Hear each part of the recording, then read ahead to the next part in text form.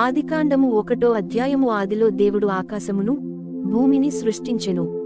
భూమికి ఒక ఆకారము లేకుండా శూన్యముగా నుండెను. అంధకారము అగాధ జలముల మీద వ్యాపించియుండెను. దేవుని ఆత్మ నీటిపై గుండ్రముగా తిరుగాడుచుండెను. అప్పుడు వెలుగు కలుగునుగాక అని దేవుడు ఆజ్ఞాపించెను. వెంటనే వెలుగు పుట్టెను. దేవుని కంటికది బాగుగా నుండెను. ఆయన చీకటి నుండి వెలుగును వేరుచేసెను. వెలుగునకు పగలని, చీకటికి రాత్రి అని పేర్లు పెట్టెను. అంతట సాయంకాలము గడచి ఉదయమాయెను. అదే మొదటి రోజు. నీటి నడుమ ఒక కప్పు ఏర్పడి దానిని 2 భాగములుగా విడదీయునుగాక అని దేవుడానతిచ్చెను. ఆ ప్రకారమే జరిగెను. పై నీటి నుండి క్రింది నీటిని వేరుచేయు గుండ్రని కప్పును దేవుడు నిర్మించెను.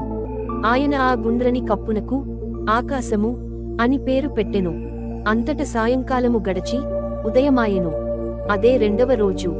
ఆరిన నేల కనబడునట్లు ఆకాశము క్రిందనున్న నీరంతా ఒక చోట నిలుచునుగాక అని దేవుడు ఆజ్ఞాపించెను.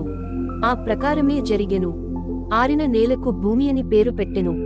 నిలిచిన నీటికి సముద్రమని పేరు పెట్టెను. దేవుని కంటికది బాగుగానుండెను. గింజల నిచ్చు మొక్కలను, విత్తనములున్న పండ్లనిచ్చు చెట్లను, అన్ని రకముల వానిని భూమి మొలిపించునుగాక అని దేవుడు ఆనతిచ్చెను.